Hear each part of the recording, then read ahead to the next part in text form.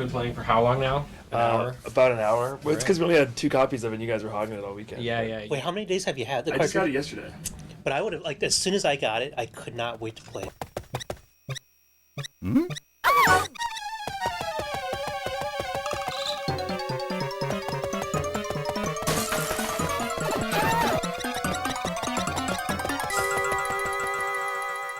At first you feel like, well, this is just Mario with, like, new kind of 3D, kind of updated graphics. The first 2 levels are like the first 2 levels of the original Super Mario Brothers, so Well, kind they're of similar, but not exactly the same. the first level is like 85% the same.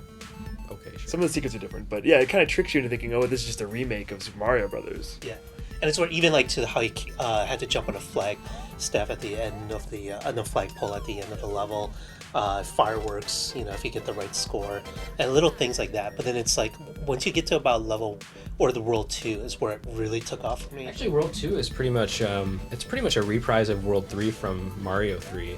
It's got the pyramids, it's got the little hopping guys with the bricks stacked on top of them. There's a lot of similarities with the previous Mario games, especially Mario 3. I know Mario 3 is your favorite, so are there more nods to that in this, or like? It feels to me like it's just as you go through the game, it feels like a remix of all. It's like you see some Super Mario World, some Super Mario 3.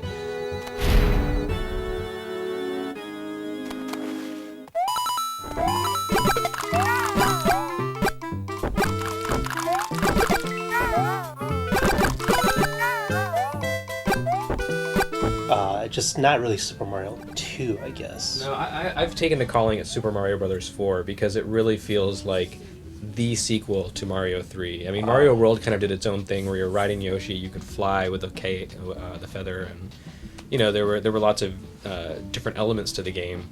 But New Super Mario Brothers really feels like Mario 3 a lot. Like the game feel, the way you control, there's a kind of crispness to the action that I think the later games kind of lost. Well, you also get the suit. I already got like the Koopa suit. I mean, I don't know if there's any other power-ups like that. I tried to stay away from spoilers. Power-ups are not so Not so impressive much. in this game, Yeah, actually. less about I the use the power-ups. Fire Flower about 90% of the time. Wow. Which, who the hell uses the Fire Flower in Mario 3 or Mario 4? But like, you know, people love Mario 3 so much because it had all those wacky little costumes. Right, yeah, that kind was of weird. that Kind was of wish they'd have brought that disappointing back to me. more here, but See, that wasn't a problem for me. I just liked that, you know, if you're a Mario fan, this is like it felt like you said, it feels like a real sequel. Like all these years, you know, you've seen Mario 64 or whatever, or Mario Sunshine, but this is like a traditional 2D side-scroller, classic Mario. It controls just right. It feels precise. It has really clever worlds. It's colorful. It's awesome. And I noticed just a little bit I played. One of the things it has that makes a Mario game, especially a 2D Mario game, what it is there's a level of play that you can achieve on these levels. Like if you're like really good, the levels are built for you to like blaze through them doing everything perfectly. And there's like special things you can do, like power-ups you can get, you know, one-ups you can get if you play the game perfectly. And it really rewards expert play, and that's a very classic Super Mario Yeah, Brothers and thing. I'm impressed that they held that up all the way through the end of the game.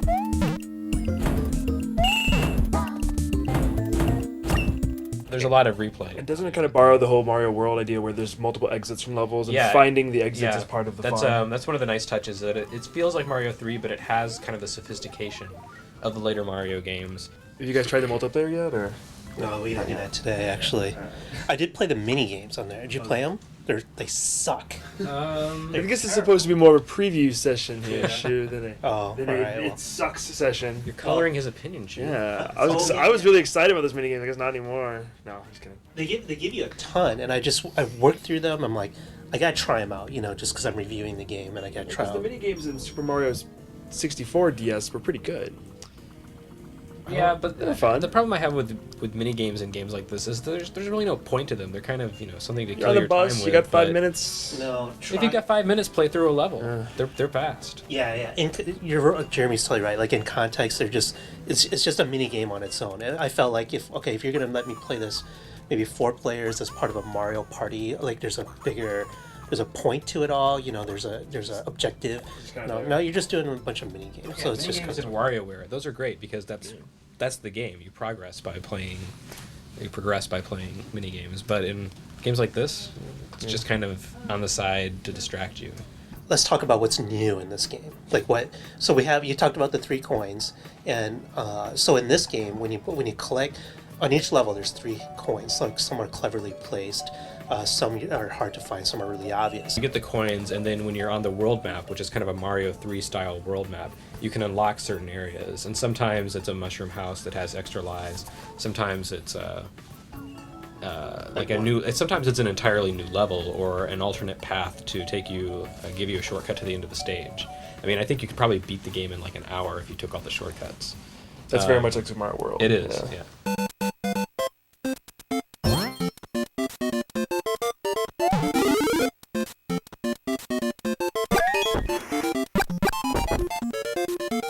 The control in general feels a little different, but like not bad. When you first pick it up, you're like, oh, this isn't exactly Mario, but you actually have more moves. You can like jump off walls now. Well, it's basically his moveset from Mario 64 converted into a two-dimensional plane.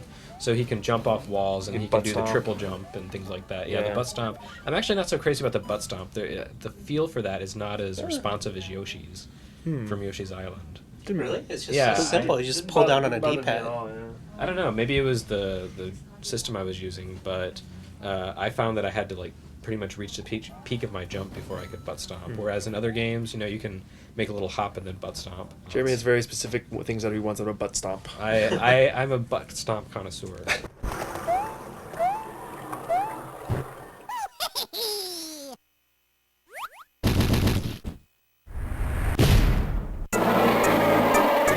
But there's new power-ups too. You can get really big, really small, right? Those are new. Yeah. The really big one, you just basically just crash through the level and destroy everything. And all the power-ups that you break through are collected for you, and then at the end, when you power back down... You get like one-ups, right? Yeah, just if you crash through it, it'll save them for you. It'll queue them up, and it'll drop them down for you at the end. Or it could become Tiny Mario to get into the tiny pipes, and he floats. So you can use that, like you can combo all these things. So you could be Tiny Mario... he has extra floating powers because he's not as heavy as normal Mario. You can also run on water. If you just run, you can skip along the surface of the water. Oh, I totally didn't know that. Yeah. So he floats, right? Because he's lighter, and then you can use that along with the wall bounce, and then you can reach other areas. So, and it's all really put together so well, just classic Mario style. Because, like, if they give you a Tiny Mario power up, you know that you can take advantage of it. You know, there's something in a level that gets it. There's probably a hidden coin that you can only get as little Mario. So it's really clever. And then and the controls feel just right. I think earlier you were saying, it rewards expert play, but it doesn't. I don't even think you need to be an expert because the controls are just so perfect. Yeah. Like you can be somewhat of a casual player and do really well. Like you don't have to be hardcore. Like I know exactly how to control this guy. It just feels right. That's why the original Mario's sold so well, because it was such an easy game to play. It's so accessible. It's so easy to get into. Even more casual players will get into it. I think the best way to prove its sheer accessibility is the fact that there's no hand-holding whatsoever. There's not a single tutorial, not a single explanation of the game. You jump in, you play, and you just go. Games don't do that anymore. Yeah, every game teaches you, even press a Super button Princess to move. Peach, which is the most incredibly easy game ever. Like, it tells you what to do at every step. It tells you how to beat every boss. There's none of that this time. You have to figure it out on your own, but it's all really intuitive. And it's easy to grasp everything you're supposed to do. Although, again, like the little mushroom running on the water thing, like, there are secrets that you don't immediately realize, and you have to play around and experiment before you can finally say, oh, wow, and get the most out of it. I guess that's what I meant by the game rewarding expert play, is that, there's certain casual play merit to it. And you can just jump in and play. But if you really, really want to get the most out of it, if you really want to maximize your experience, there's just so much you can do and so much depth to the game. You can really jump in and experiment with it. And you can spend, I don't know how long it's going to take to get every coin in every level and unlock the two worlds that I haven't even seen because I have no idea how to get there.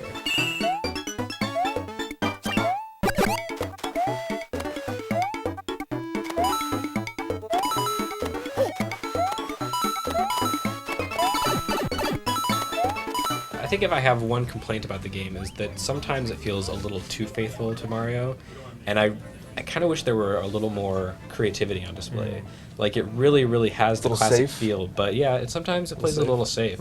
And I realize it's kind of heretical to say this, but I kind of feel like Super Princess Peach did more creative things with the Mario concept than New Super Mario. What about the it argument just that kind of this spun them off? that in this new has ways? no real reason to be on DS? That it doesn't use any of the DS functionality at all. Who cares? All right, just It's portable. put that out It's there. a good portable game. It's solid, you know. But, yeah, the DS is so innovative and all this crazy functionality. This is more of a traditional. Koji very- Igarashi has said that you no longer need goofy stylus gimmicks in your games, and I'm willing to believe the man.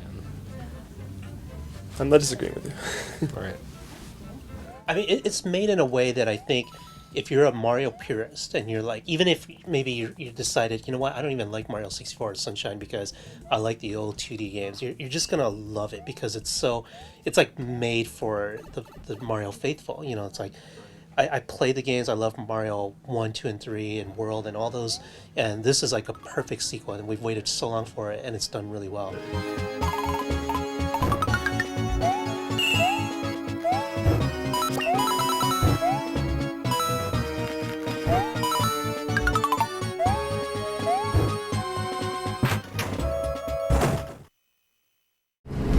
Dispatch, this is Checkpoint 227. We got our very own hardcore VIPs. Please advise. Roger that. You're a little out of your jurisdiction. Where's your documentation? What do you mean, documentation? Screw you, cowboy. We're on assignment. Destination? I don't think that's any of your business. This is a Syntech-controlled sector. Everything is our business. Now, what is your destination? South corner of fuck and you. When Half-Life 1 came out, there was, I kept thinking that there would be more first-person shooters in that vein. Like, there would be more games with all these cool scripted scenes. All and the scripted events, that was like the big buzzword after it came out. Right, because there weren't Yeah. any other FPSs that were doing that. It was always grab the yellow key, go through the yellow door, that sort of thing, Right. It was like a cutscene. It was like stop gameplay, now cutscene. It wasn't until like Medal of Honor Allied Assault that we started to see more of that stuff in FPSs on PC. Right. The interesting thing about Sin Episodes Emergence is that it actually feels a lot like Half-Life 2. You'll need to get past the lighthouse and through the power plant to get to the lower entrance. Once inside, though, you'll need it. You hear that? Martin, that bastard set us up. Go, Blade. I'll find my own way out. Sure, the characters are different, the world is different, the art direction is maybe not quite as good, the narrative is like much more alpha male than maybe Half-Life 2 is. Oh, Blade. You think I'm such a naughty, naughty girl. Such a microcosmic me. But at the same time, the way that the game is put together, the way the narrative is told, is very much like Half-Life 2. The main antagonist is this woman called Alexis, and she runs this Syntech corporation, which is kind of like, like the corporation. Right. It does make sense. It's like they take over the whole city, they run the police force and all that sort of thing. At the beginning of the game, Alexis and this other guy, Roddick, have like basically injected you with something, so you're starting in a bed after having just been injected by this mystery goo. Right. And you have this character who runs around with you the whole time, and she breaks you out of there. And so the story is being told basically like it's always going on. That woman is talking to you as you're driving around and stuff. Yeah, like you'll get, you're communicating via headset, and she'll give you little messages, and then you've also got this other guy, JC, who was also in the first game, who's like your tech specialist. You'll have like force fields that need to go down, so he has to hack them for you. You like set a little data spike on like a terminal, and then he does his hacking in the background, and like you have to fend off guys that are coming at you.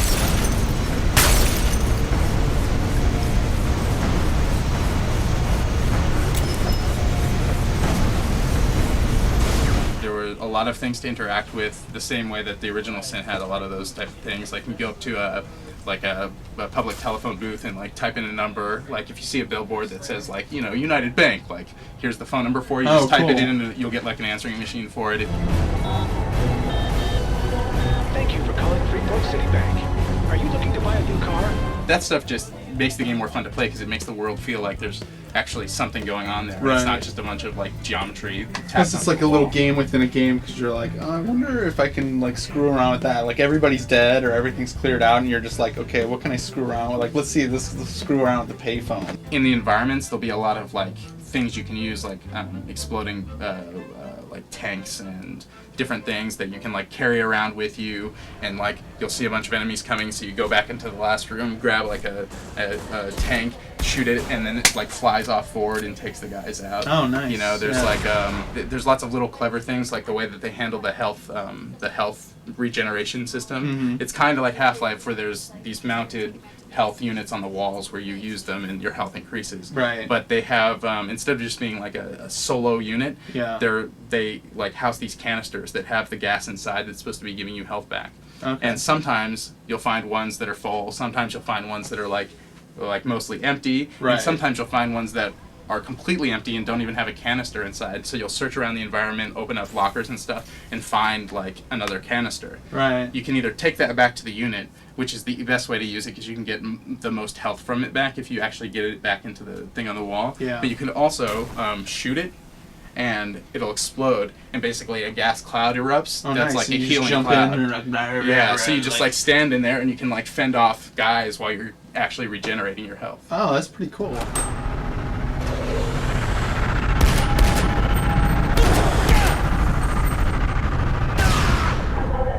One of the things that I'd heard about that they touted that sounded really cool was like how the AI adapts to you, like your play style, like so, and you're pretty good. So I started and everything felt really easy. I was just like kind of blowing through it, and once I got to I don't know how long it is because I obviously didn't finish it yesterday. Right. But when I was in about 3 hours, I was fighting through the Syntech Corporation building, and it gets really, really, really ridiculously hard, or it got really, really ridiculously hard. So I was like, I don't know, was I playing too well? Did it adapt too much? And like I'm getting screwed now. It got to a point where they'd throw these guys with these chain guns at me. They're totally ridiculously strong, and it was just like really hard to fend them off. I almost always had like around 20 health, and I basically have to quick save, try something, see if it would work, get killed, try again, Right. and you know, so that's cool, but it was really hard. Yeah, yeah. And also it does like really, really extensive stat tracking. Mm-hmm. I know we've seen a little bit of it in screenshots before, but it's really incredible. Like you can see the number of the bullets you fired, the number of times you jumped, like the way that the AI is adjusting to you, and there's these cool little graphs and stuff. Oh wow. What's the world come to? My main problem with the game that I had yesterday was that over the course of the 3 hours that I was playing, I only really found 3 weapons. You know, I hate to talk about the number of weapons in a game because Right. really does that really matter? Not usually. But all I had was a pistol, shotgun, and like an assault rifle, submachine gun thing, Right. which are like pretty standard FPS weapons. They all have secondary fires which do more interesting things. The pistol shoots like almost like a railgun shot out of it that's stronger, and there's the shotgun has kind of like a burst bomb attack, and the assault rifle has like a standard grenade launcher that it has. But I that kind of bummed me out because I was hoping for the weapons to be a little bit more unique. Yeah, I wonder if they'll do like the first episode is like the first part of a first-person shooter where you do only get like the pistol and the shotgun and maybe the assault rifle, and then it's like the middle, then you get the grenade launcher, and then you go up that step ladder that you usually go up. I wonder if that's gonna like for me, if I was doing it, I would not do it that way, and I would have like give people the 3 like base weapons, your shotgun, assault rifle, pistol thing. Right. And you should have those standard, or get them within the first 30 minutes of play. Right. And then have a few weapons that were specific to that that episode. Yeah, I think that would be really cool.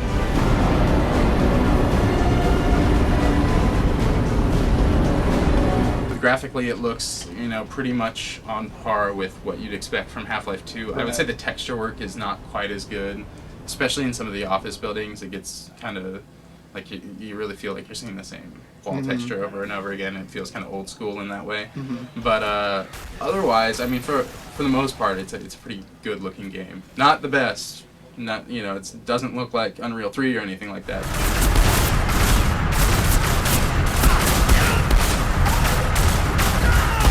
I went to Valve yesterday to play this game. I played for, like I said, about 3.5 hours. Had a really good time playing it, and I'm not bummed out that I pre-ordered it, like I've paid for it, Right. I'm going to be glad to get back into the game and play it play all it the way again. through. Yeah. Play it again. And as long as the next few episodes maintain the level of quality that's in the first one. I mean, it's not the best FPS ever or anything like that. It's got issues, but it's still fun to play. And for $17 to $20, whatever the price is, like, it's just, I think it's a cool little FPS fix to get. Yeah. I don't know what she sees when you play it. To be honest, I don't really give a shit. You see, one day, you and I, we're gonna finish things.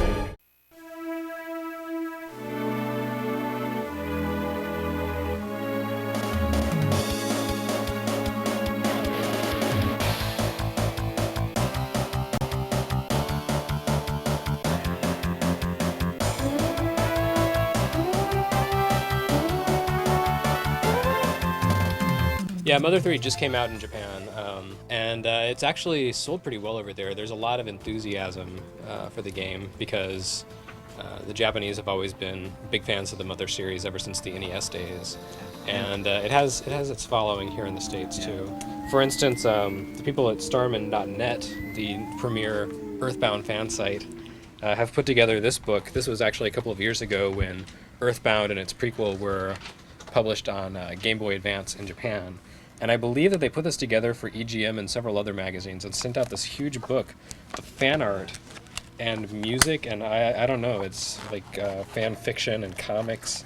It's kind of an impressive effort, and I think the idea was that they'd send it to magazines, and the magazines would be so impressed by their loyalty that they would encourage Nintendo to publish the game in the U.S., which actually didn't happen. But as you can see, it is nice that there's this community out there, and I know Nintendo is aware of it. The question is whether or not they think that anyone outside of that group would actually buy Earthbound 2 Mother 3 if they brought it to the US. Yeah, it's really fascinating. Earthbound was probably like my number 2 favorite Super Nintendo game, honestly, but it's like I never really got into it as much as, the people I've seen elsewhere on the internet. It's just like... I think you have to have a certain degree of bloodlust.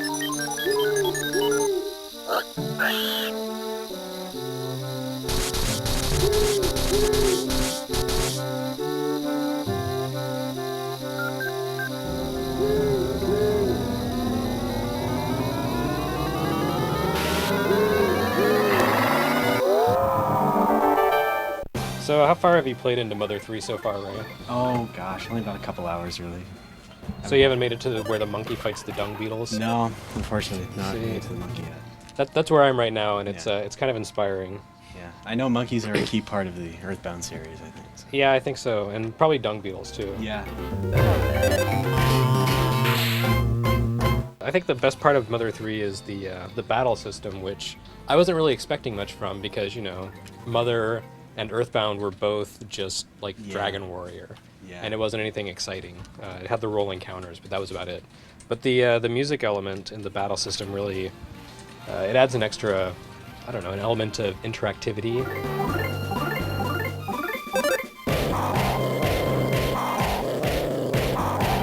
Yeah, it's still not perfect though. I mean, it's still like there's not enough of a guide for you, really. Like there could be like a little line or something, like a rhythm. Well, actually, one of the characters that you may not have gotten to, he has a special ability to let you change the sound of the music so that it amplifies the beat and drops the harmony back, or the melody. So it's really easy that you can just listen to the rhythm.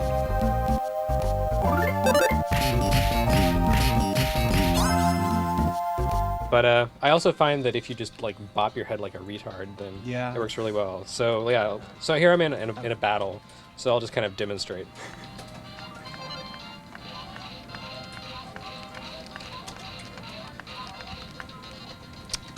Okay, so that was 11 hits. Yeah. So it was kind of worth looking like an idiot, I think. Yeah, well, I'd say what really makes Mother different than anything is just story, really, is that it's so different, and yet it's so more involved than anything else, because they have like the modern day aspects from the first couple ones, and that was really like such a huge change from at the time. It was pretty much set in a slightly skewed version of the modern world, kind of a Japanese impression of what America is like. Yeah. So it kind of was a surreal fantasy in that way. And the stories dealt so much with the youth, you know, and just like growing up in a way. And now it's like in Mother 3, you know, you have adults and youth as, you know, the characters, and so they're going through their own dramas now. Yeah, too. yeah. The story for Mother 3 kind of surprised me because it's a lot more of a traditional RPG story in that it's kind of linear, it's kind of chapter based. There are more adults, but my understanding is that later in the game, ultimately the kids are the main characters. I was really impressed with the animation, honestly. The animation's pretty good compared to like the older games, because now it's like they used to look just like, you know, regular 16-bit RPGs, and now they look more like a 32-bit Yeah, RPG. I think that's something you can't really tell from just plain screenshots. Is Yeah. that despite the simple, almost 8-bit look of the graphics, it's really well animated, and I think that's Brownie Brown, the developer of the game. They did Sword of Mana and Magical Vacation and a few other really nice looking GBA games, and they have a real knack for animation with sprites. And when you see Earthbound in motion, especially on like a DS Lite where the colors are just super vivid and beautiful, it's a really great looking game, and the music is really good too, especially considering it's, you know, a GBA game. The music style is different. There's more of a driving beat to the music than in the previous games because, you know, it has to have the beat element to it.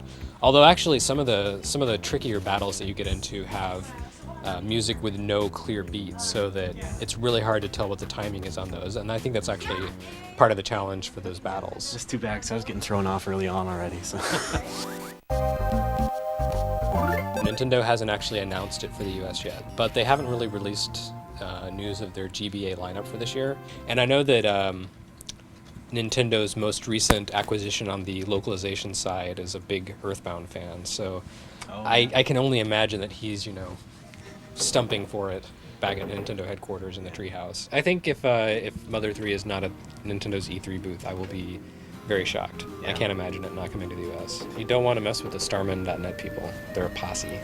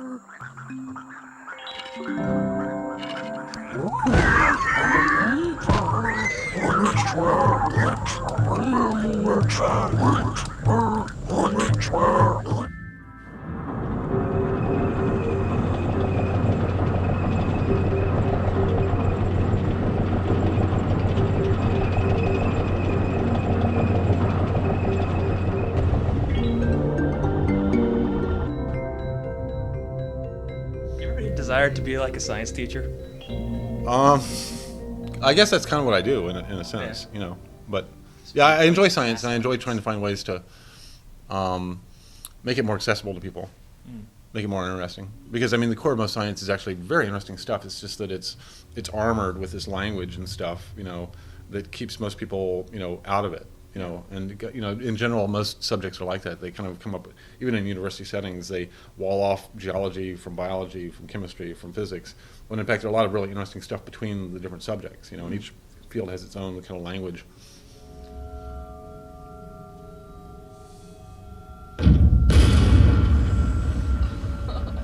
Just we use things like that to start.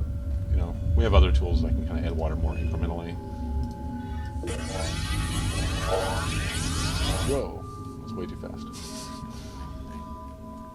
And then we have, you know, tools for modifying the surface. So you basically can kind of sculpt whatever you want using the UFO. So this is actually a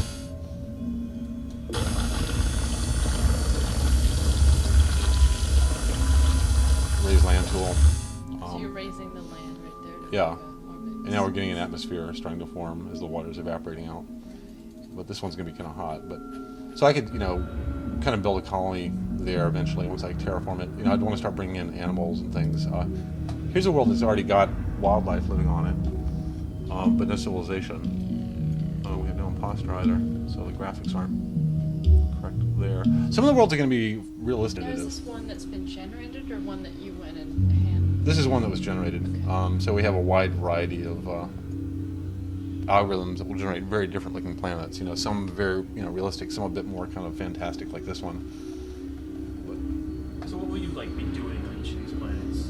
What's the gameplay at that point? It depends on what level the planet's at. If it's a wild planet like this, I might be using it to collect specimens, that I can use to then populate other planets, or even trade with alien races. I might be playing the Uplift game, where I can actually use a monolith to make some of these guys intelligent eventually. Do you actually have a monolith that you drop down? Yeah.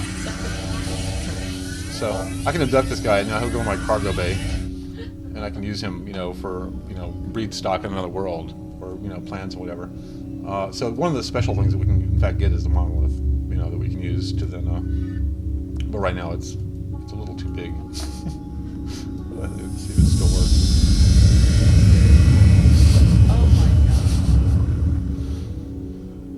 But you basically use that with a certain species and then come back, many hours later and see what civilization they built. So when I come back, it'll basically make one of the species on this planet intelligent. And then when I come back to this planet, there'll be cities and vehicles and all this that species is built. And so at that point, they'll probably be worshiping me too. So if I encounter a tribal planet, I can actually get them to worship me, by doing things that have kind of amazed them. And which has, impacts later in the game. If these guys worship me, then they're kind of a very strong colony. But this is just my home system. If I pull back to the interstellar, so this is interstellar space. So the galaxy is actually quite large. This is several hundred stars in this region, but it's a pretty small region of the entire galaxy. I think the idea that you've got this, basically a little toy universe inside of your computer is vastly appealing to me.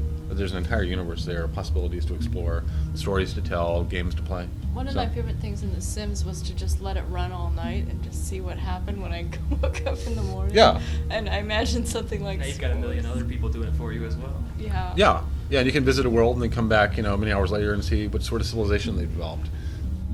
Yeah, tell us more, maybe explain a little bit more about the, being able to upload and download content from other players.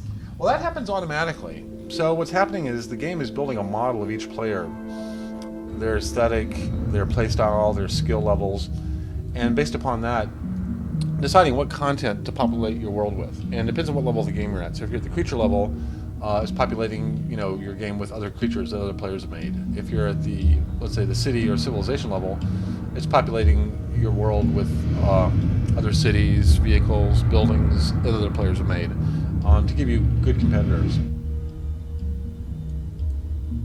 What about taking Spore to be a little bit more aggressively, say, multiplayer, so that people could actually does that appeal to you at all, simultaneous interaction? I think in some place we might go. I feel like it's a territory that's been explored by so many people, and I'm much more interested in the asynchronous kind of massive single player thing that we're doing with Spore, just because it's something I've never seen before.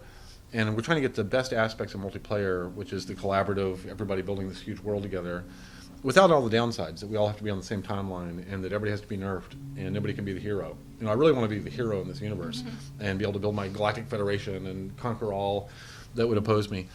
And at the same time, I don't want to be coming to all these planets, that are basically offline because the player's not online, and so 95% of the planets will be closed, So multiplayer games have a lot of inherent limitations that I'm interested in exploring a way to get the benefit without the limitations.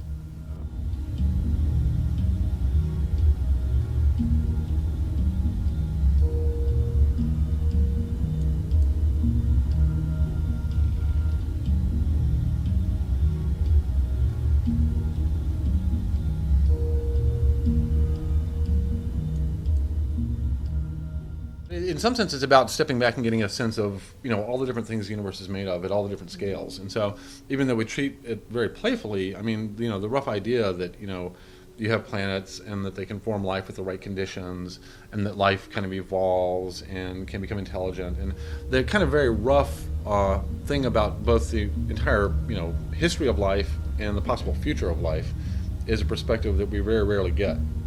We're usually stuck at one little moment in time. And so it's not just scales of space, but it's also scales of time. And stepping way back and saying, what does life potentially mean in regards to the overall universe?